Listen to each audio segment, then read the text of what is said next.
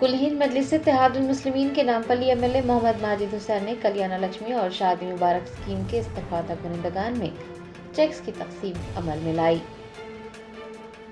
ذرائع نے بتایا کہ AIMIM Nampally M L A Mohammed Majid Hussain نے پارٹی ہیڈ کوارٹر دارالسلام میں شادی مبارک اور کلیانہ لکشمی اسکیم کے استفادہ کنندگان میں چیکس تقسیم کیے۔ کل 253 استفادہ کنندگان کو چیکس حوالے کیے گئے ہیں۔ تقسیم کیے گئے چیکس کی مالیت 2,53,348 روپے رہی۔ چیکس تقسیم کے پروگرام میں نامپلی حلقے کے کارپوریٹرز، منڈل کے عہدیداران کے علاوہ دیگر نے بھی حصہ لیا۔